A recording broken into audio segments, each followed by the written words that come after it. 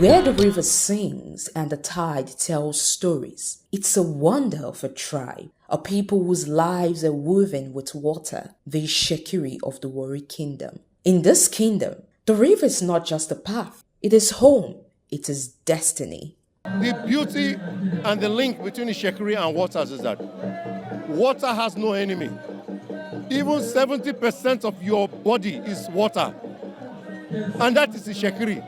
We are more of water people than land people. Even though we have land, we live on land, but we move more by water. Nearly everything that surrounds the Itsekiri band is all about water. Omi. We call it Omi. It's all about water.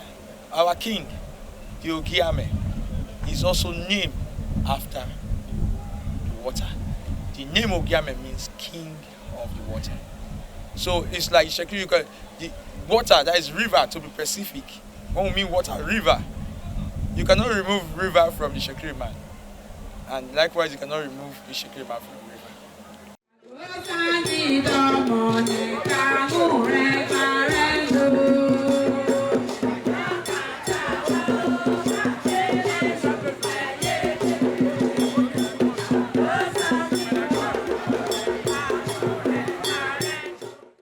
The Itsekiri of the Warri Kingdom are a tribe in southern Nigerian southwest Niger Delta, renowned for their elegance, grandeur, and rich cultural history. They are travelers of the creeks, masters of the tides, and guardians of an ancient heritage, with their ancestral home in Ode Itsekiri. The actual origin, when we have move of people from different locations that met to form the Itsekiri nation. Batches of Igala people, batches of Yoruba people. Some were said to have started from Sudan. They stopped at Igala. Some of them continued from there until they got to where we are. And there are some that also came from an area called Abome in Benin Republic. There are others that have come and they were stopped at where you have Ibu, the Olukumi people. This is at the time when there was no record. But it was as from when we had the first king that we then started to have records. The first king that came in 1480 AD, he was Prince Ginoa, the crown prince in Benin. And the history is that there in Benin, he had a kind of conduct that made him look quite unique. And he sort of showed disdain for anything that was not worthy of his standard. And in several other ways, it was said that the generality of the Benin people would not be happy to have him to succeed his father. And his father knew that when he was gone, his son would have a problem. So they plotted to say, go elsewhere, found a kingdom. So they got the first sons of the 70 chiefs to go with him, under the pretext that they were going towards the seas to carry out some sacrifice. But between him and the son, they knew what was going to happen. So the investiture of the king, the royal vestiture, was split, and part of it was given to him. And he went, and at some appropriate place in the journey, he put them on and emerged. And so the rest of the people said, we will accept you as king. So they came and we accepted him. Part of what made for him to be received with both arms is that there had been a prophecy known to them, I don't know for how long, maybe for some centuries, that someday someone would come with a kind of regalia, a kind of features that will fit the profile they had, and that when he came, he would be their king. And so when he came, they saw it fitted into that. And knowing that he came on his journey from several places before he got to us, he didn't stop in any of those places. Nobody accepted him there, except when he finally came to us. And then we accepted him, and he became our king.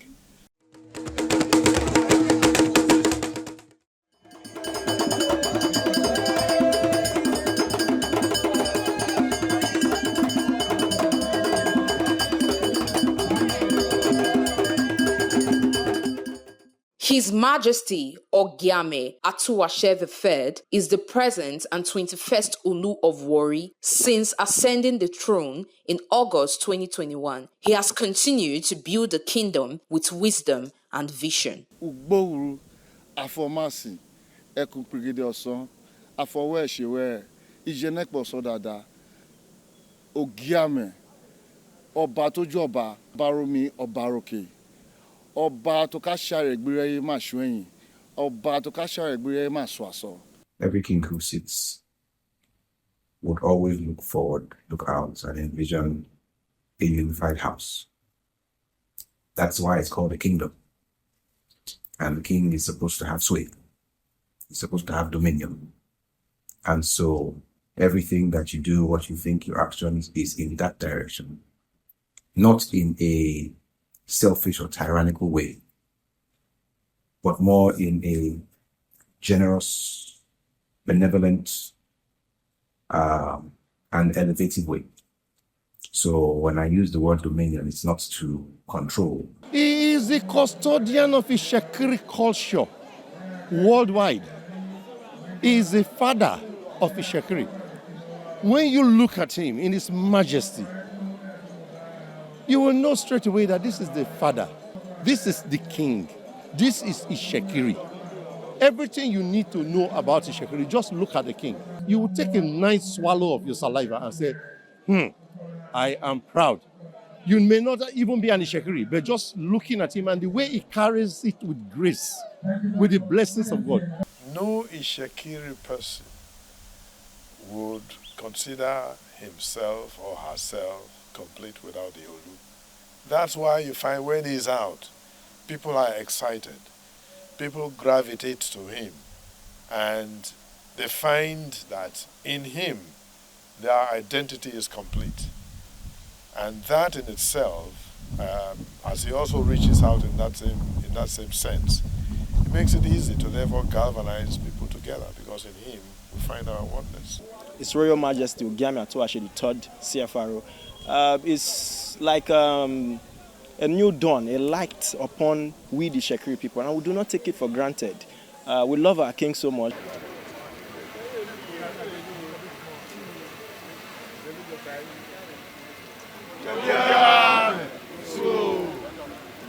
His leadership that he has brought to our people make the people more happy.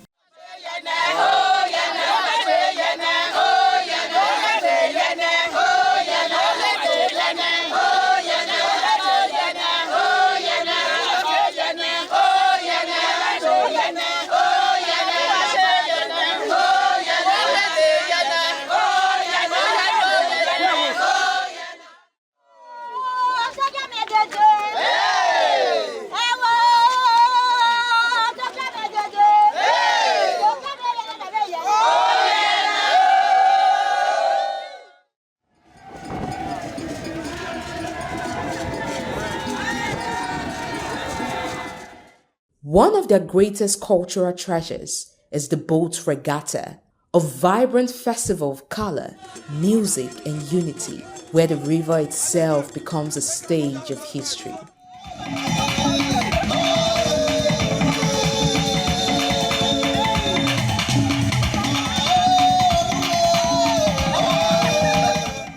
It's a glamorous event when it comes to our boat regatta, from the main town to our ancestral home, which is the Ode Shekiri. The boat regatta is one way where we display our attires and our colors. A very rare ceremony is a royal voyage full of culture and glamour. The regatta is strictly for royalties and for nobles. Events like coronation of an Olu, the regatta must be performed because the Olu must be on a voyage to Ode Shekiri for the coronation. And again, precisely to 2012, when His Majesty Ogiame Atuashe, the second CEO in the Olu of Warri, when he marked his 25 years on the throne, Silver Jubilee, a very robust international regatta was organized. The boat regatta is a very unique and wonderful practice. It has been on for a very long time. It's usually part of the activity that follow the coronation anniversary of the successive king in Warri Kingdom. So usually it is meant to add color or to spice the celebration.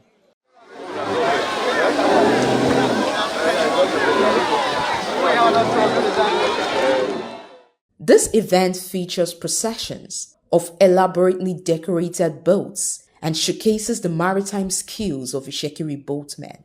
The regatta begins with the blessings of the waters by the Olu of Warri, Ogiame Atuashe III, the spiritual and cultural leader of the Warri Kingdom. Among our people, there is ancestral worship, but there is also Christian worship. You look at the crown, the official crown that we have, with the cross of Jesus Christ on top of it. That crown was made in 1611 AD. That's over 400 years ago.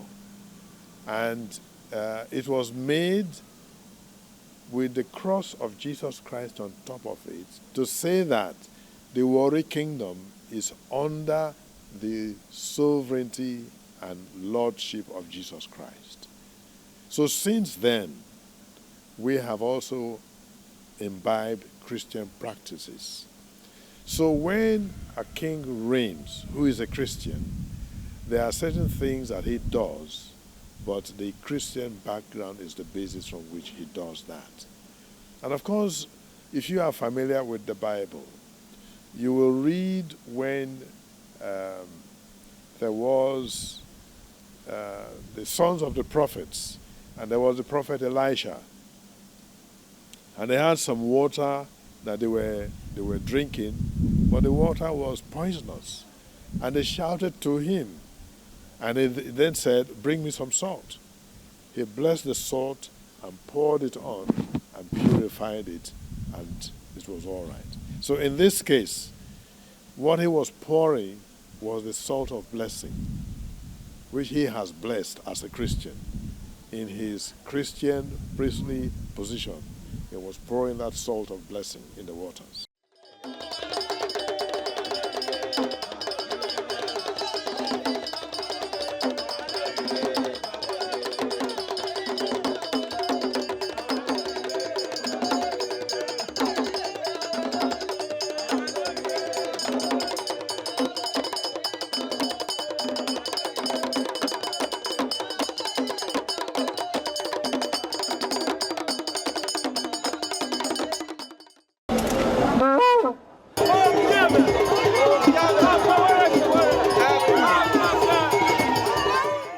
The Olu himself does not stand aside. He has his royal boat, a vessel of dignity and tradition. With chiefs and attendants on board, his boat leads the procession, reminding all of the regatta's timeless heritage.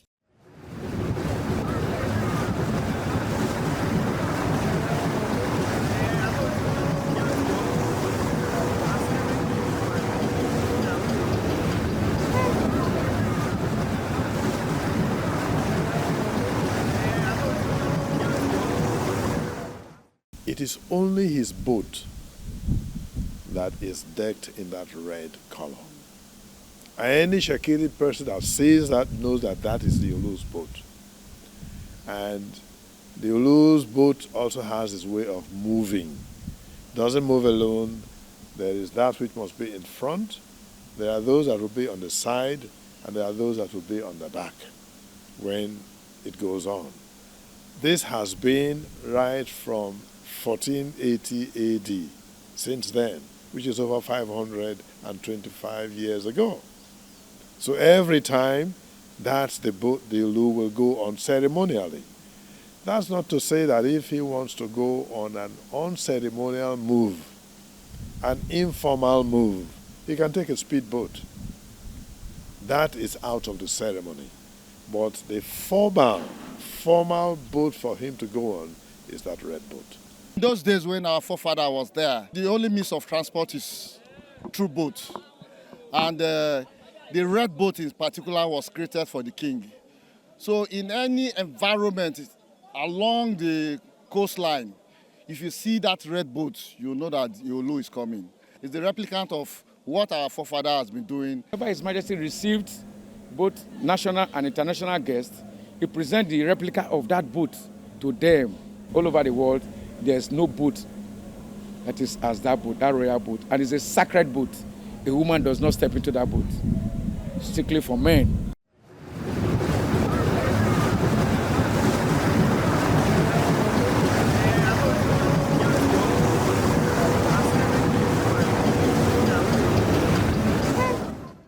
Each boat carries a story of family pride, communal strength, and continuity. To own a boat in the regatta is to hold a piece of history passed down through generations. These boats are more than wood and paint. They are vessels of memory, carrying the legacy of the ancestors into the future.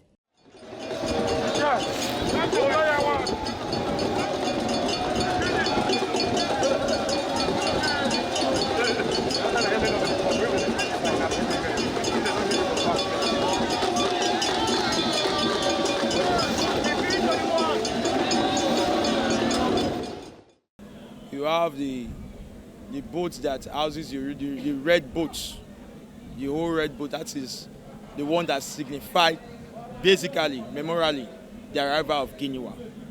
Then you have other boats. You know when it was coming from Benin to Warri, the 70 chiefs gave their first sons, 70 sons, to him to represent them in his journey, his voyage. Each boat that follows the king represents communities, lineage of chiefs, those great chiefs. Apart from that, right now we also have societies like social cultural groups that also have their boat regatta families, companies.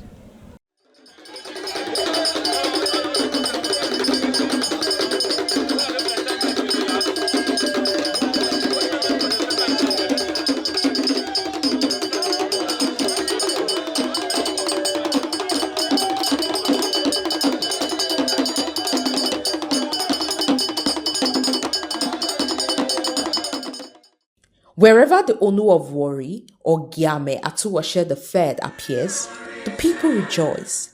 His royal boat sails with grace, leading his people. From the banks, cheers rise in unison, echoing across the waters, a chorus of loyalty, respect, and love for the throne of the kingdom.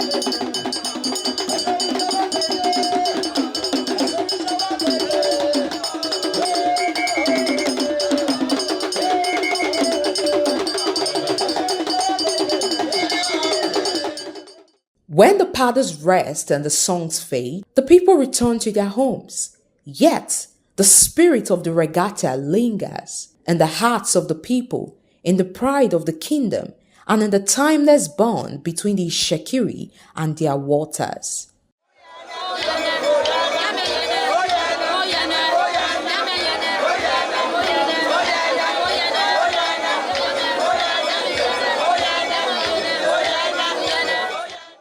cannot allow culture and traditional affairs just grow old with the older generation, because this generation, they will cancel you and they will move on.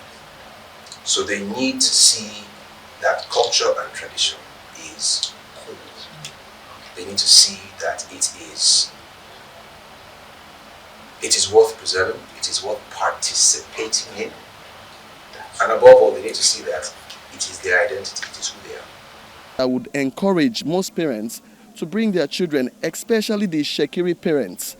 Please bring your children here. Let them come and see your culture. Let everybody know that the Itsekiri culture is something that we all should be proud of. Itsekiri boat regatta should be looked into as a tourist attraction. A visit to welcome who is even outside the shores of Nigeria.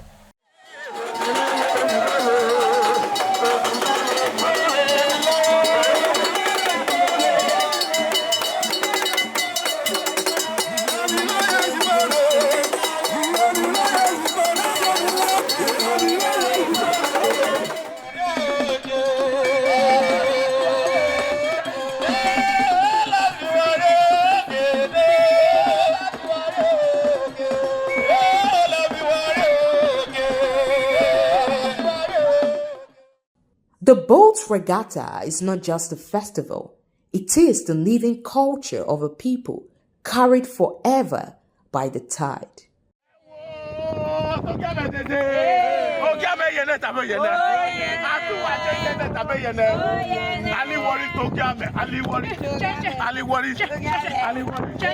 Ali